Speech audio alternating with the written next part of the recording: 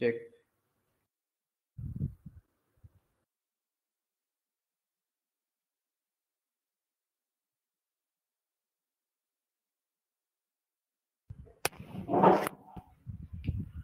Oke, selamat siang semuanya. Ini karena udah jam 1 siang ya, jadi ada ulang.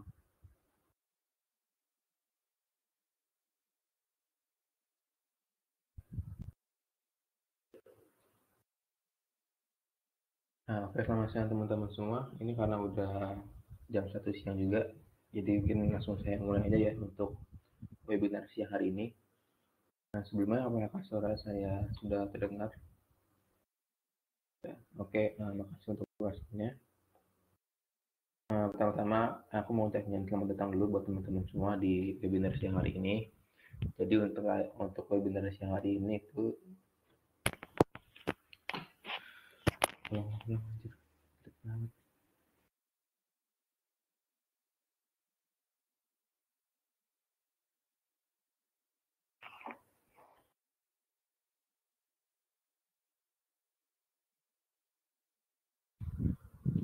Oke, selamat siang teman-teman. Ini karena udah jam 1 juga, mungkin langsung kita mulai aja ya sesinya buat siang hari ini. Sebelumnya aku mau ucapin selamat datang buat teman-teman yang udah meluangkan waktunya buat menghadiri webinar siang hari ini.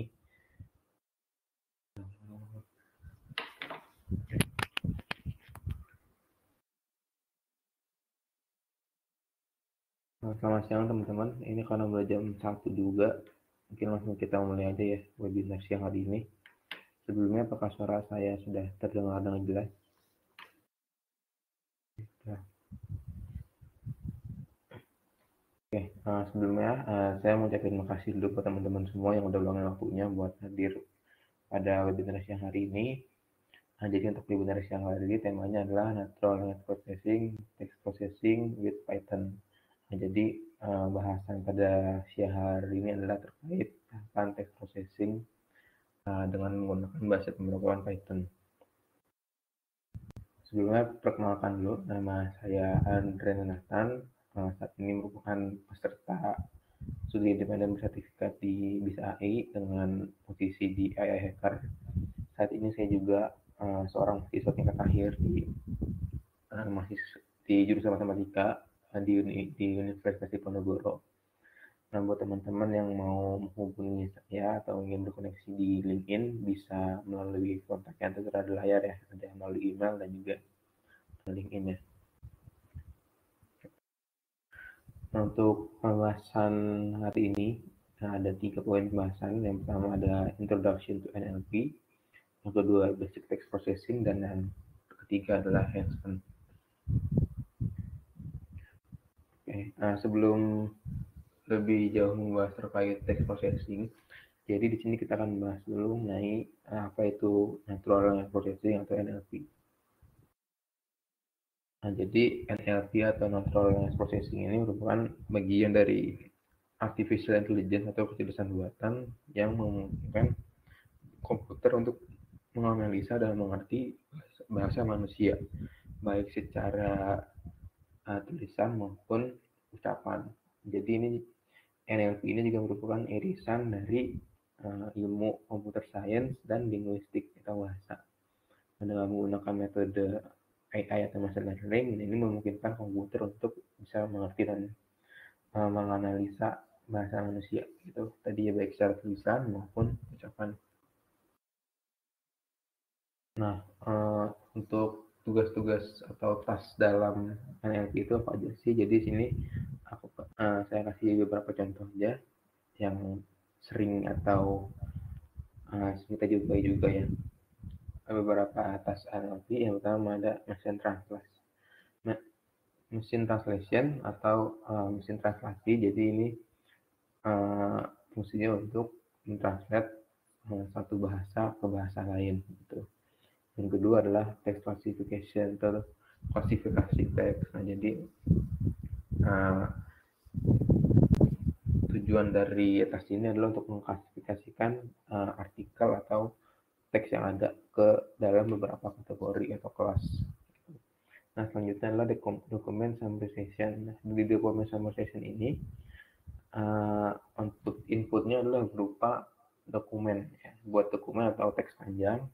Nah, dari teks panjang itu kita olah menggunakan NLP dan itu akan menghasilkan summary atau ringkasan dari dokumen yang panjang tadi. Nah, itu. Jadi itu tadi ada beberapa task dari NLP. Yang pertama ada machine translation, text classification, dan yang ketiga dokumen summarization.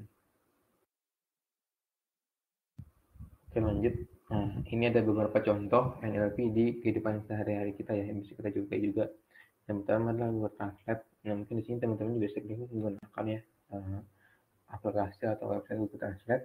Tadi fungsinya untuk menerjemahkan suatu teks dari satu bahasa ke bahasa lain.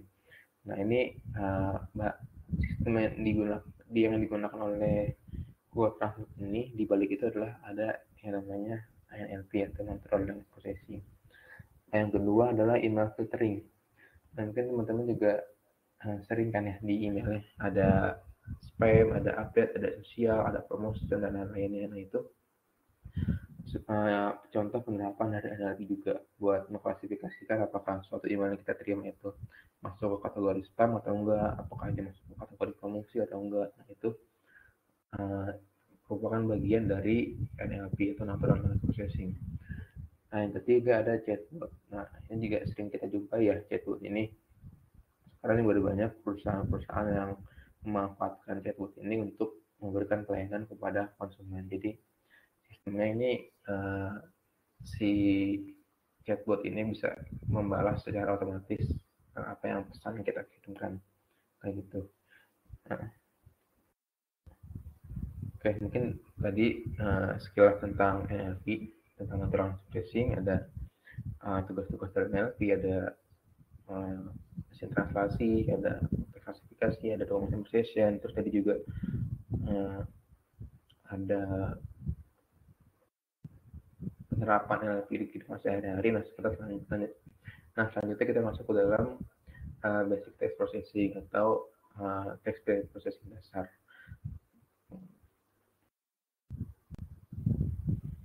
Oke. Pertama adalah definisi dan motivasinya ya. Jadi apa sih text processing ini dan kenapa sih kita penting untuk melakukan tahapan ini? Nah, jadi untuk text processing ini adalah proses untuk membuat dataset kita menjadi lebih clean, jadi lebih bersih, sehingga lebih siap untuk masuk ke tahapan filter extraction. Nah, definisi clear dan ready ini sebenarnya nggak ada acuannya. Jadi memang tergantung dari tujuan riset atau tugas yang kita lakukan. Clean-nya itu kayak gimana gitu, siapnya itu kayak gimana. Nah, itu ditentukan oleh kita sendiri kayak gitu. Nah, motivasinya apa? Kenapa kita melakukan text processing? Nah, yang pertama, almost all data in a real cache is not clean and ready to use. Jadi hampir semua data yang ada secara real ini kan masih kotor gitu ya, masih belum siap lah untuk digunakan. Nah, jadi penting kita untuk melakukan yang namanya text pre-processing agar datanya itu lebih bersih dan lebih siap digunakan. Nah, yang kedua adalah to reduce and faster computation. Yang kedua ini untuk mengurangi konsumsi dari memori dan mempercepat komputasi. Dan yang ketiga adalah untuk mengimprove performa model. Jadi untuk mengimprove performa model ini mengimprove performa model. Yang ketiga adalah improve model performance atau untuk mengimprove performa model. Nah, tidak selamanya setelah kita melakukan text processing, performa yang kita lakukan itu akan meningkat. Kadang-kala ada kasus di mana ketika kita sudah melakukan text processing, ternyata malah mengurangi akurasi atau performa dari modelnya. Nah, itu makanya penting yang namanya proses trial and error. Gitu. Nah, oke.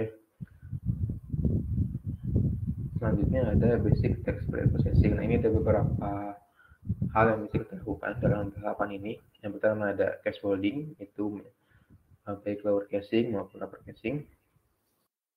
Yang kedua ada emoji and emoticon normalization. Yang ketiga contraction normalization. Yang keempat token masking. Yang kelima text cleaning. Yang keenam text normalization. Yang ketujuh stock food removal. Dan yang kedelapan lemmatization. Dan yang terakhir adalah tokenization.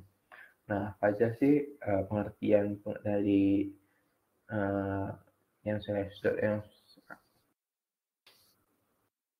apa aja sih pengertian dari ini semua dan apa aja contoh-contohnya? Oke, kita akan bahas di slide selanjutnya.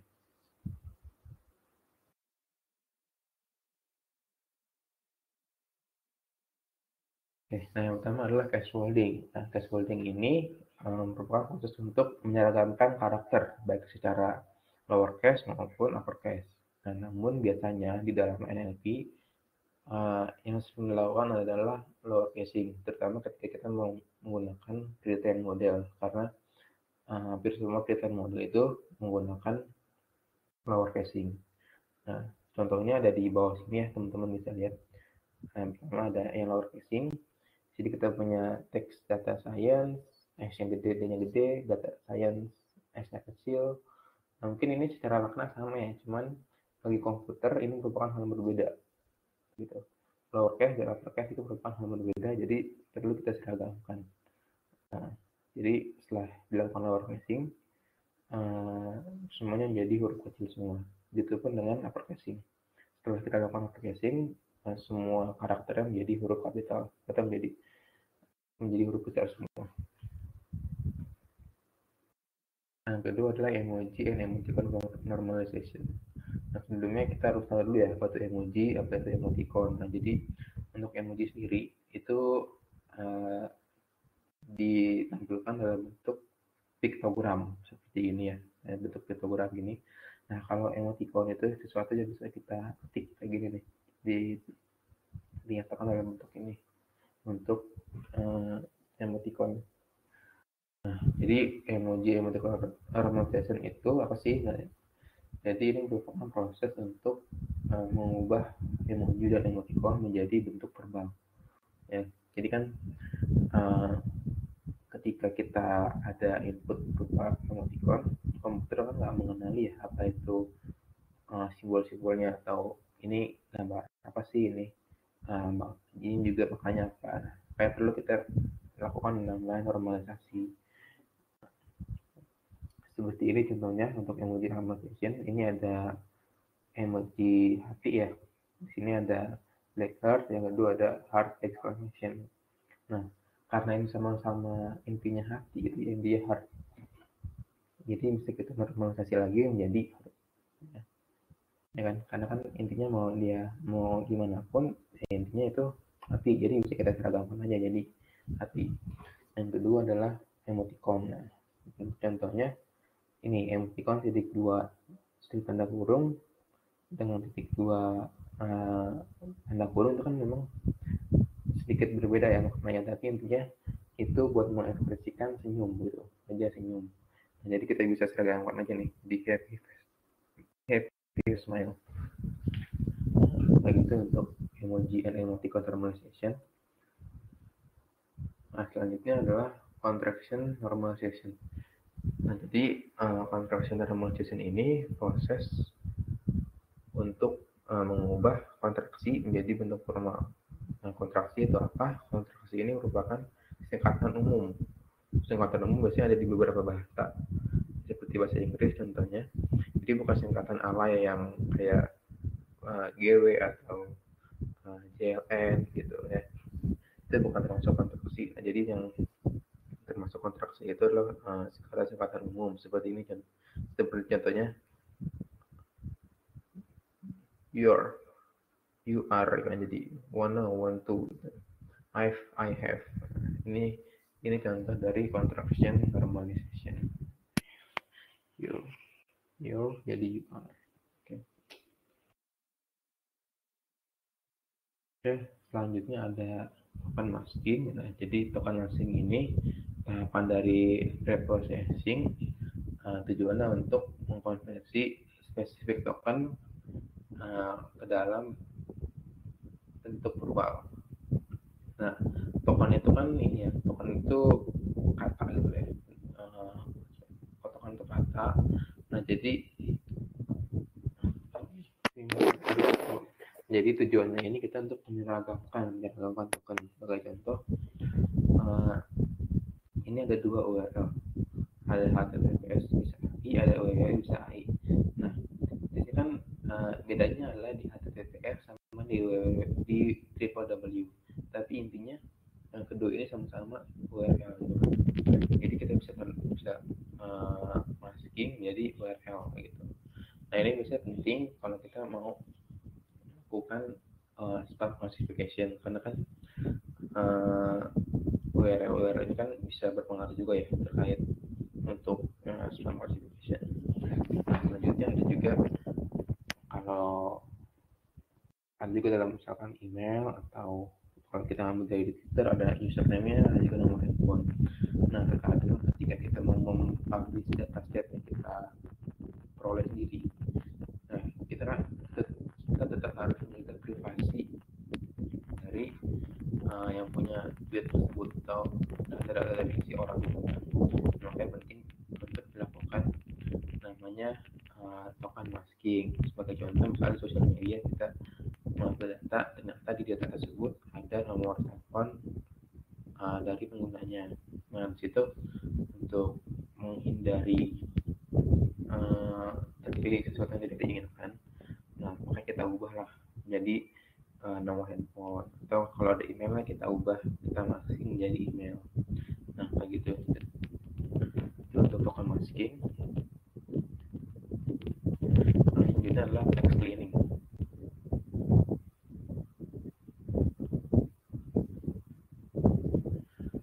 Nah, untuk text cleaning ini merupakan proses untuk remove atau membuang spesifik token atau karakter dari teks kita.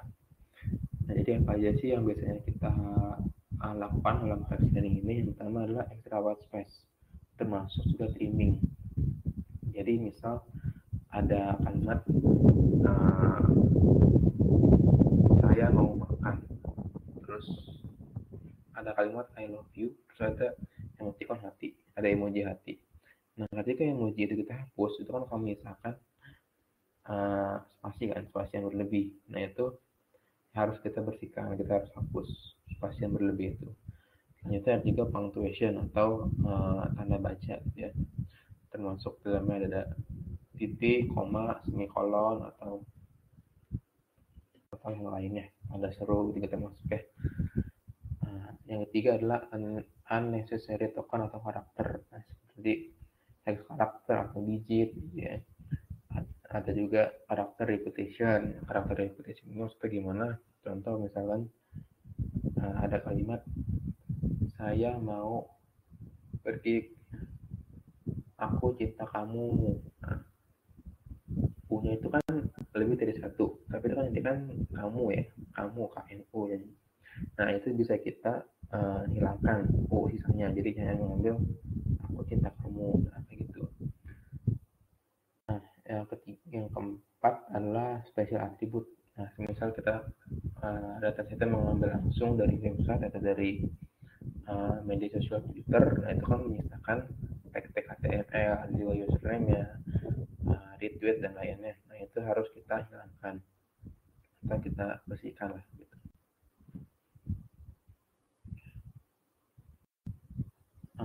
Ini adalah contoh dari text cleaning ya. Ini untuk extra white space. Nah, ini I love you, ada kelebihan pasti banyak. Setelah kita cleaning menjadi I love you but lies. Ini untuk punctuation juga ya. Tadi kan ada are you okay? Nah, tanya sama kutipnya kita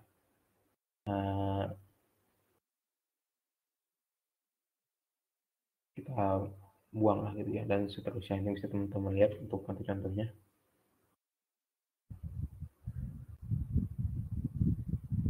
Nah, selanjutnya adalah text normalization.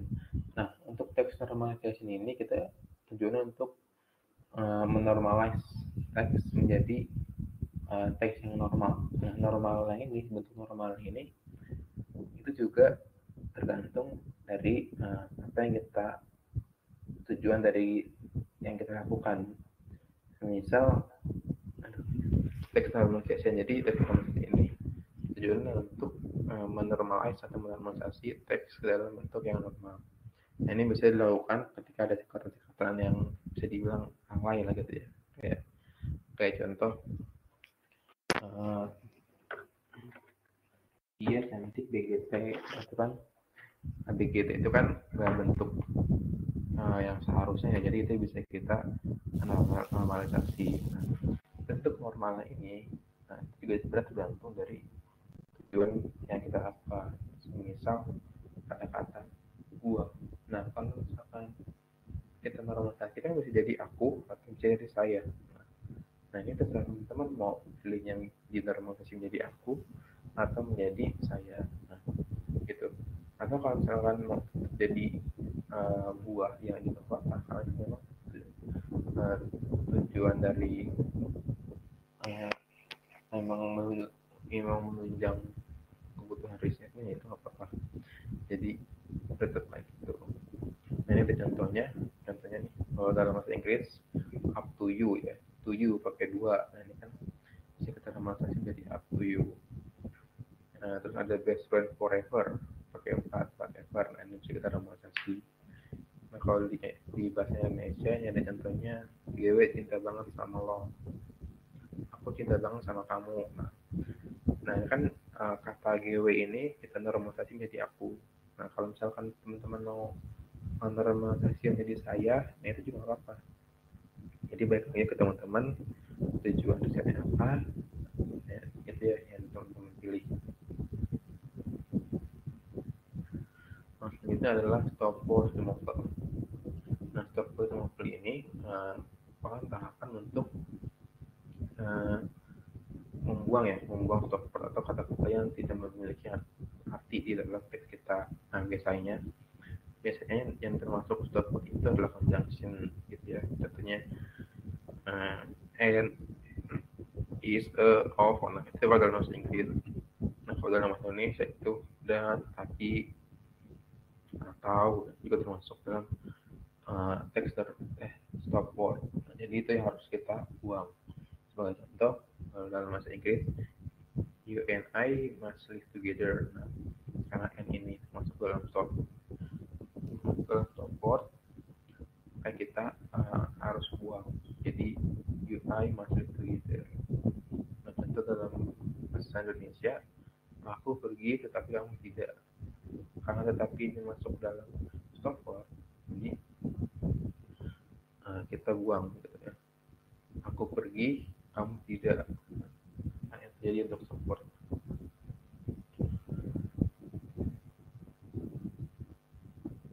Nah, selanjutnya adalah stemming and lemmatization. Nah, stemming dan lemmatization ini bedanya apa sih? Nah, kalau stemming ini kan persamaan adalah mereka sama-sama memotong atau memotong kata yang dibuang dari kata dasar. Nah, yang membedakan adalah lemmatisasi.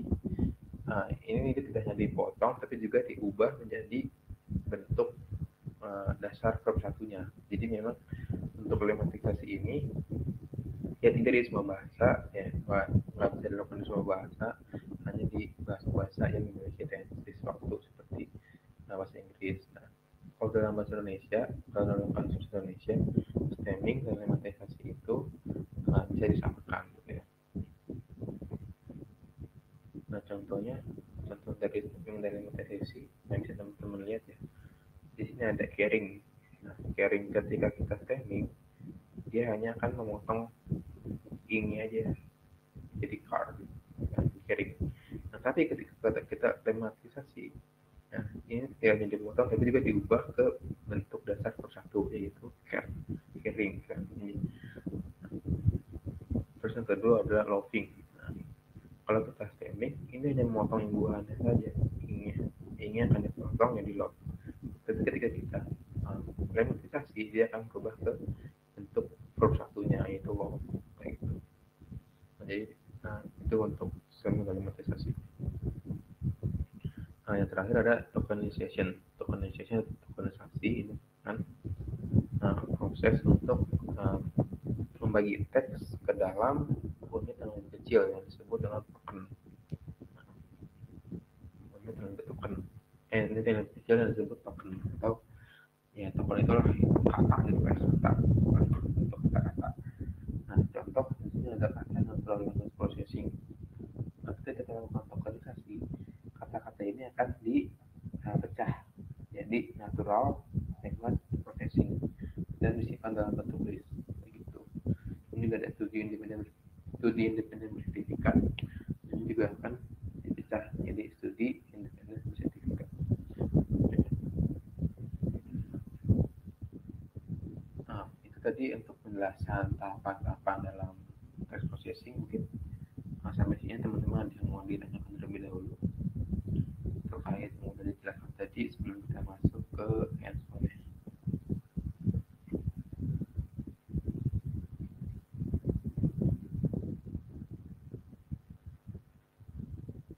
Oke, kalau misalkan belum ada yang bertanya, mungkin kita lanjut hands-on ya.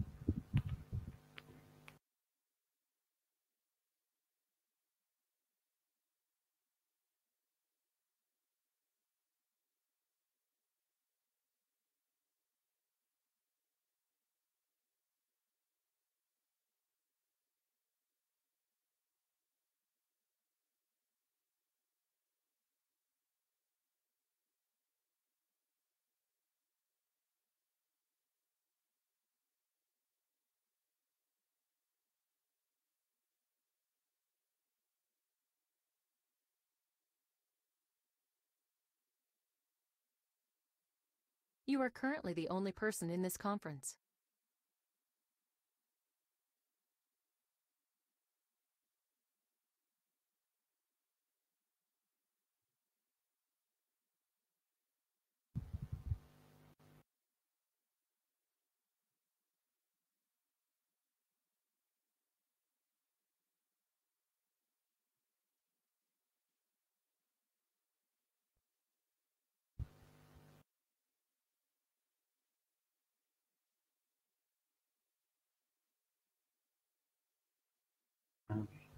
Untuk bahan handphone-nya udah aku share di room chat ya, buat bahan-bahannya bisa teman-teman download dulu. Untuk toolsnya bisa menggunakan Jupyter Notebook atau Google Colab. Kalau teman-teman belum install Jupyter Notebook bisa pakai Google Colab yang lebih simpel. Nah, ini beberapa library yang kita gunakan ya, ada Pandas, NLTK, Sastrawi, dan Contraction.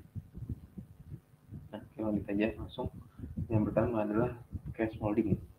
Nah, tadi kan scaffolding mengubah menyeragamkan bentuk dari teksnya ya. Nah, yang pertama adalah lowercase. Nah, dalam lowercase ini kita bisa pakai metode yang namanya function yang namanya lower. Jadi lower ini fungsi untuk mengubah teks jadi bentuk lowercase semua. Ini coba running ya. Nah, sebelumnya katanya adalah undang @n_c_JKT48. Nah, ini kan masih ada huruf-huruf yang gedenya ya. Nah, tetap jaga taruh lower, semuanya jadi huruf kecil semua. Nah, itu untuk scaffolding. Selanjutnya kalau untuk uppercase, nah kita bisa pakai text to upper. Nah, jadi upper ini fungsi untuk mengubah teks menjadi huruf besar semua.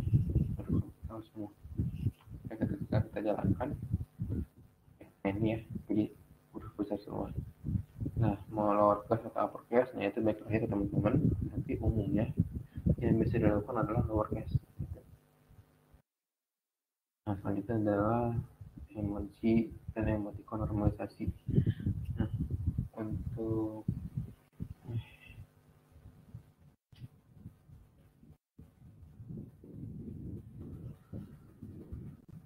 itu adalah untuk emoji dan emoticon demonstrasi. Di sini aku menggunakan yang namanya library emote ya, emote dan library emote.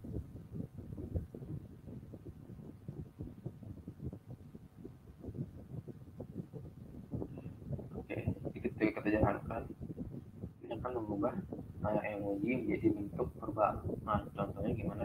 Contohnya di baris selanjutnya ini ada kalimat I love you dan emoticon hati gini ya, ada emoticon lagi nih, emoticon orang yang berbunga-bunga gitu ya, ada hatinya. Kita jalankan, nah ini emojinya akan berubah menjadi smiling face with hearts gitu. Untuk emoticon ketika kita running, ini menjadi I love you happy face or smile kiss gitu ya. Jadi ini untuk emoji dan emoticon demonstrasi. Nah, selanjutnya adalah contraction. Untuk contraction ini pertama kita import dulu library-nya contraction ya. Terus untuk melakukan contraction ini kita bisa menggunakan fungsi ini, atau simpelnya kita bisa pakai contraction